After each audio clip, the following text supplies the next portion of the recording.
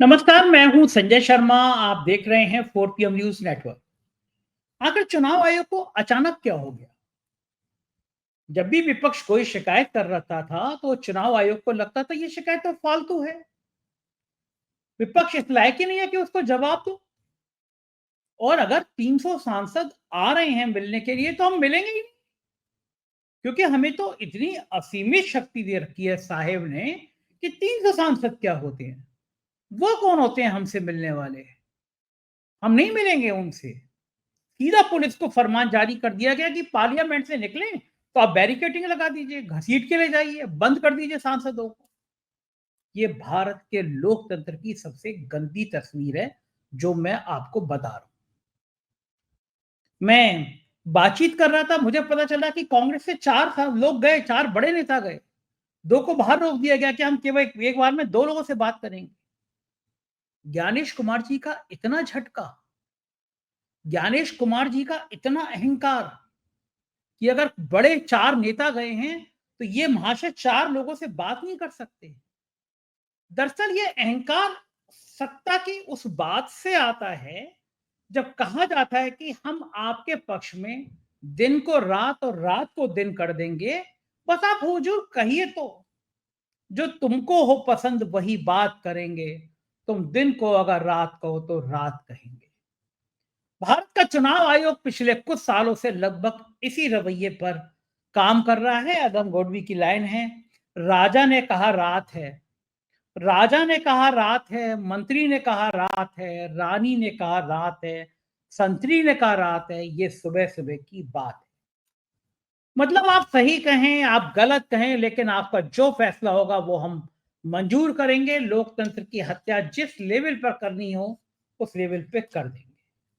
लेकिन इस बार मामला थोड़ा टेढ़ा पड़ गया। सामने राहुल गांधी जैसा नेता, और राहुल गांधी कैसे नेता हैं, ये पिछले 3-4 सालों में प्रधानमंत्री को समझ में आ गया।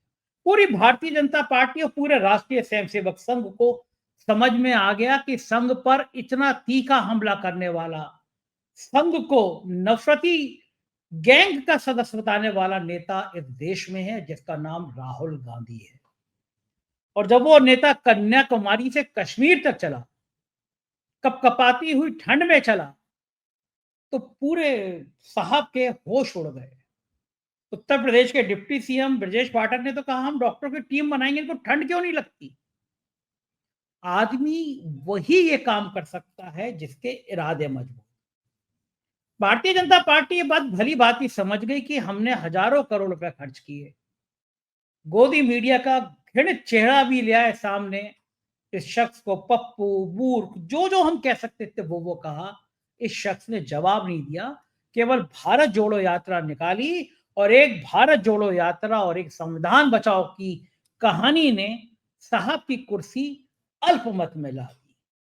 घमंड के संग जो साहब कहा करते थे कि अब की बार 400 पार, उनको कहना पड़ गया अब की बार एनडीए सरकार। नीतीश और चंद्रबाबू नायडू कब कुर्सी का एक पाया खींच लें, साहब को ये सोच सोच कर नींद नहीं आती। और साहब के नक्शे कदम पर चुनाव आयोग चल रहा है। विपक्ष कुछ भी कहे, जवाब ही नहीं देना है। विपक्ष कुछ भी बोले, बोलना नहीं है। मैंने कहा ना कि 300 सांसदों को पुलिस के दम पर जो चुनाव आयोग रोक दे, उस चुनाव आयोग के निकम्मेपन का, उस चुनाव आयोग के नाकारपन का मैं जितनी बातें करूं उतनी कम है। लेकिन जब सुप्रीम कोर्ट ने कहा कि 65 लाख लोगों के नाम सोशल मीडिया पर डालिए, जो बात विपक्ष कह रहा था कि ये 65 लाख कौन है, हमें नाम तो बताइए, और चुनाव आयोग कह दे रहा था मुझे आपको नाम बताने की जरूरत नहीं है। कह दे रहा था, भक्त बीजेपी आके कह रही थी कि उसको जरूरत नहीं। चुनाव आयोग तो कुछ कह ही नहीं रहा था, वो तो मौन हो गया था। मैं हमेशा कहता हूं कि गांधी जी के 3 बंदर थे। एक को दिखाई नहीं पड़ता था, एक को सुनाई नहीं पड़ता था, और एक बोल नहीं पाता था। हमारे भारत का चुनाव आयोग गांधी जी के बंदरों की तरह हो गया। उसे सुनाई नहीं पड़ता, उसे दिखाई नहीं पड़ता, वो बोल नहीं पाता। लेकिन चुनाव आयोग ये भूल गया कि जब जनता बोलती है, तो एक बंदर को जो उसको दिखता नहीं था उसको दिखने भी लगता है, गूंगा बोलने भी लगता है, और बहरा सुनने भी लगता है, क्योंकि ये जनता की ताकत है। ये भारत के लोकतंत्र की ताकत है कि कोई जेपी खड़ा होता है, और कहता है कि सिंहासन खाली करो, जनता आती है तो सरकारें हिल जाया करती हैं। चुनाव आयोग की तमाम दलीलें जो उसने सुप्रीम कोर्ट में कहा कि साहब हमें 65 लाख लोगों के नाम हम नहीं बता सकते, लेकिन चुनाव आयोग की इस दलील को हवा में उड़ा दिया सुप्रीम कोर्ट ने। क्यों नहीं बता सकते? जब आपने नाम काटे हैं तो ये तो मिनटों का काम है। बूथ पर जाके लगाइए, सोशल मीडिया में डालिए, बताइए लोगों को। तब चुनाव आयोग को समझ में आ गया कि इस बार बाजी उल्टी पड़ गई। और इस बीच में उसी राहुल गांधी ने कहा कि अब हम बिहार जाएंगे, यात्रा निकालेंगे, लोगों को बताएंगे कि उनकी वोट की चोरी है। इस देश में आदमी भूखा रह सकता है, इस देश में आदमी कष्ट सह सकता है, लेकिन जब नेताओं के प्रति उसे गुस्से का इजहार करना होता है कि हमारे इलाके में दवा नहीं आई, हमारे इलाके में अस्पताल नहीं खुला, हमारे इसका इलाके में स्कूल नहीं बने, तो वो अपना गुस्सा वोट से निकालता है, वोट डालता है। और अगर आप उसकी वोट की ताकत छीन लोगे तो वो सड़क पे आएगा, वो विरोध करेगा, वो बताएगा कि उसकी ताकत क्या होती है।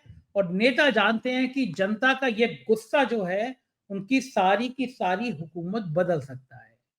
तो जब राहुल गांधी बिहार जाने की तैयारी कर रहे हैं, तो अचानक चुनाव आयोग को लगा कि बिहार की जनता राहुल गांधी की बातें सुनकर दिल्ली आ जाए, उससे पहले हम अपनी सफाई कर दें, अपनी सफाई दे दें, झूठ सच जो हो वो बता दें। जैसे पिछले चुनाव आयुक्त जो हैं राजीव कुमार, वो केवल शेर व शायरी करते रहते थे। आज केपी मलिक के संग में लाइव कर रहा तो उन्होंने बताया कि वो कहते थे देखिए 40-50 पिटीशन हुई ईवीएम के खिलाफ, सब खारिज हो गई। मुझसे कहा गया कि जरा मालूम करिए पिटीशन की किसने। भारतीय जनता पार्टी के कार्यकर्ताओं ने जानबूझ के आधी अधूरी रिट बना के पिटीशन कर दी, जिससे वो खारिज हो जाए। और राजीव कुमार की गिनती में वो बढ़ गई कि देखो इतनी पिटीशन खारिज कर दी गई। माना ही नहीं सुप्रीम कोर्ट। अब तो हम सही हैं। ये सारे षड्यंत्र आपके और मेरे साथ हो रहे हैं, क्योंकि हम और आप लोकतंत्र के सजग प्रहरी हैं, लोकतंत्र को बचाने की बात करते हैं, लोकतंत्र में विश्वास करते हैं। तो चुनाव आयोग ने जब सोचा कि ये गड़बड़ हो रहा है, अब हमें प्रेस कॉन्फ्रेंस कर देनी चाहिए, तो राजनीतिक गलियारों में सनसनी फैल गई कि आखिर चुनाव आयोग को हुआ क्या। फिर समझ में आया कि चुनाव आयोग चाह रहा है कि ये लड़ाई और बढ़े, बिहार की जनता और जागृत हो जाए, बिहार की जनता में और चेतना हो जाए, राहुल गांधी तेजस्वी यादव इस मुद्दे को घर घर तक पहुंचा दें, उससे पहले बिहार के चुनाव की तारीखों का ऐलान कर दो। एक ब्रेव साइट पे खबर आई है, मैं पढ़ के आपको बता देता हूं। उसमें लिखा है कि भारतीय चुनाव आयोग ने कल बेहद अहम प्रेस कॉन्फ्रेंस बुलाई है, जो मैं आपको बता रहा हूं। कल दोपहर 3 बजे नई दिल्ली में होगी। हालांकि प्रेस कॉन्फ्रेंस का मुद्दा अभी पता नहीं चला है, लेकिन सियासी गलियारों में चर्चा बहुत गर्म है। अब 3 बजे रायसीना रोड पर राष्ट्रीय मीडिया केंद्र में होगी। प्रेस कॉन्फ्रेंस क्यों बुलाई गई है, इसको लेकर चुनाव आयोग अभी अपने मुंह खोलने की तैयारी में नहीं है, बताना नहीं चाहता। किस चीज की पर्दानशी है, कौन से राज है जो छुपा रहे हो। कह दो कि बिहार के चुनाव की तारीख डिक्लेयर करनी है, कह दो वोट चोरी के मामले में बोलना है, इसलिए आप हम लोगों को कोई प्रेस कॉन्फ्रेंस का इनविटेशन आता है तो कहा जाता है ना कि ये नेता इस विषय पर कल आपसे बात करना चाहते हैं, ये समाज सेवी इस विषय पे आपसे बात करना चाहते हैं। तो आप विषय नहीं बता रहे हो, क्योंकि कहीं खुल ना जाए मामला। इस खबर में आगे है प्रेस कॉन्फ्रेंस क्यों बुलाई गई है, इसे लेकर जानकारी नहीं दी गई है, लेकिन बिहार एसआईआर के बाद चुनाव आयोग पहली बार प्रेस कॉन्फ्रेंस कर रहा है। चर्चा है कि चुनाव आयोग कल होने वाली प्रेस कॉन्फ्रेंस में बिहार विधानसभा चुनाव 2025 की तारीखों का ऐलान कर सकता है। एक चर्चा यह भी है कि वोट चोरी के मुद्दे पर राहुल गांधी और कांग्रेस को चुनाव आयोग जवाब दे सकता है। बिहार में ये जो एसआईआर लागू हुआ, ये 25 जून 2025 को पूरा हो गया। पहला चरण 8 जुलाई को पूरा हुआ। चुनाव आयोग ने 8 जुलाई को बिहार की ड्राफ्ट वोटर लिस्ट जारी की, लेकिन इसको लेकर विवाद हो गया।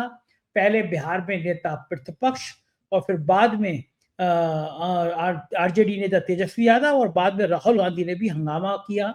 विवाद बिहार से दिल्ली तक पहुंचा। कांग्रेस के नेतृत्व वाले इंडिया अलायंस ने चुनाव आयोग और बीजेपी पर वोट चोरी का आरोप लगाया। क्या नारा है, टी शर्ट पहन पहन के लोग घूम रहे हैं, इस पे लिखा है वोट चोर गद्दी छोड़। ये नारा अंग्रेजों के लिए कभी नारा इस तरह लिखे जाते थे, अंग्रेजों गद्दी छोड़ो, अंग्रेजों भारत छोड़ो। अब नारे लगे-लगे लोग नौजवान टी-शर्ट पहन के घूम रहे हैं। सोशल मीडिया पे नारा चल रहा है, वोट चोर, गद्दी चोर। कितनी शर्म की बात है। ये दिल्ली के गलियारों में ये भी चर्चा है कि कल चुनाव आयोग बिहार की विधानसभा की चुनाव की तारीखों का ऐलान कर सकता है। जैसे सितंबर, अक्टूबर के महीने में प्रस्तावित हैं चुनाव। पिछले 6 महीने से राजनीतिक दल तैयारियों में लगे हुए हैं। ये मैं कल चुनाव की तारीखों का ऐलान भी हो सकता है और ये सफाई भी दी जा सकती है। देखिए, बड़ा सवाल ये है कि एक कहावत है ना, कहानी है ना कि एक राजा ने एक चोर को पकड़वाया और फिर चोर को बुलाया और ये कहा कि तुम पे 2 सज़ा हैं। एक तरफ 100 प्याज खाने तुम्हें और एक तरफ 100 कोड़े खाने हैं। बताओ कौन-सी सज़ा तुम्हें मंज़ूर है? अब चोर को लगा साहब प्याज खाना बड़ा आसान है, कोड़े कौन खाएगा? खाल चल जाएगी। बोला महाराज मैं प्याज खा लूँगा। 10 प्याज उसने खाए और उसकी आँखों से आँसू कहाँ से? बोला महाराज मैं नहीं खा पाऊँगा, मैं कोड़े खा लूँगा। उसने 10 कोड़े पड़े, बोला नहीं, नहीं, नहीं मैं प्याज खा लूँगा। आखिर में उसने 100 प्याज भी खा लिए और 100 कोड़े भी खा लिए। चुनाव आयोग का यही हाल हो गया है। वो कोड़े भी खा रहा है और वो प्याज भी खा रहा है। जन-जन में ये बात हो गई है कि चुनाव आयोग बेईमान है। जन-जन में ये बात हो गई है चुनाव आयोग भ्रष्ट है और राहुल गांधी ने और इंडिया अलायंस ने जिन तेवरों के साथ ये हंगामा किया, अखिलेश यादव ने उत्तर प्रदेश की तमाम जगह पे ये कहना शुरू किया कि पूरे दुनिया में जो विकसित देश है, जो विकास कर चुके हैं, वहाँ कहीं भी ईवीएम इस्तेमाल नहीं होती, बैलेट पेपर पे चुनाव होते हैं। पिछले दिनों आपने देखा था सुप्रीम कोर्ट में हरियाणा में चुनाव हुआ, छोटी-सी जगह का सरपंच का चुनाव था। आदमी को एक को हारा हुआ घोषित कर दिया।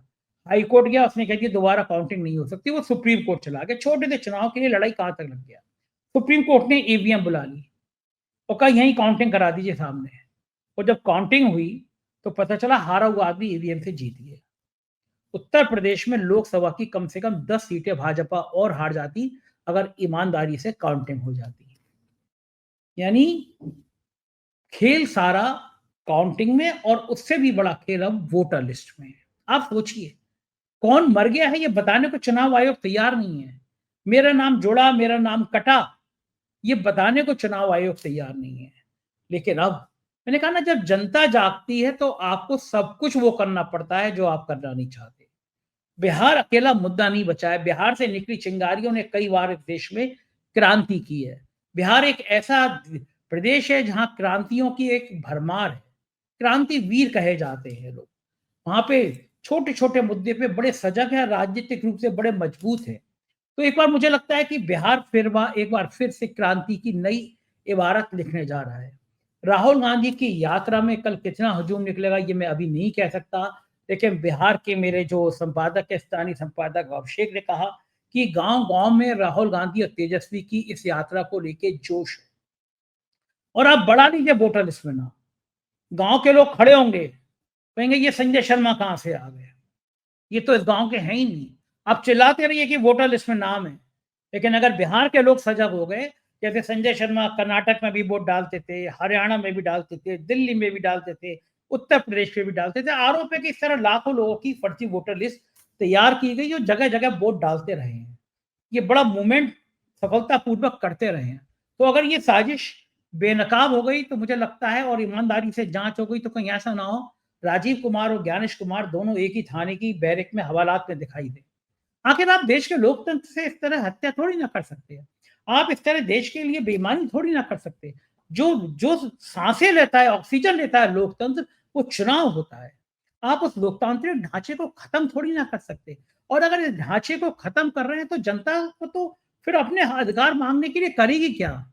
जनता यही करेगी सिंहासन खाली करो जनता आती है। और जब जनता ये करेगी तो बड़ी से बड़ी हुकूमतें उखड़ जाया करती हैं। एक बड़ी अच्छी लाइन है, आंधियों से इतने बदहवास हुए लोग, आंधियों से इतने बदहवास हुए लोग, जो तने खोखले थे उन्हीं से लिपट कर रह गए। ज्ञानेश कुमार जी आप जिस तने से लिपट रहे हैं वो तना अब खोखला हो चुका है। मोहन भागवत का चाबुक चलने जा रहा है। 17 सितंबर पास आ रही है, इसलिए लोकतंत्र की हत्या मत करिए। बड़े महत्वपूर्ण पद पर आप बैठे हैं, कुर्सी आती जाती रहती है, लोग उसके बाद आपके लिए क्या कहते हैं ये बड़ा महत्वपूर्ण है। और ये भारत है, आप जैसे ना जाने कितने लोग आए और कितने चले गए, इतिहास उन लोगों का नाम याद रखता है जो योद्धा होते हैं, जो बहादुर होते हैं, जो बहाव के विपरीत तैरना जानते हैं। तो कम से कम इस लोकतंत्र को बचाइए, और मेरी और आपकी जिम्मेदारी भी है कि हम और आप भी कहें कि इस देश में किसी को वोट चोरी करने का अधिकार नहीं है, और जो वोट चोरी करेगा उसे गद्दी छोड़नी पड़ेगी। क्या सोचते हैं आप? कमेंट करके बताइएगा। चैनल को सब्सक्राइब और ज्वाइन करिएगा। शुक्रिया, थैंक यू।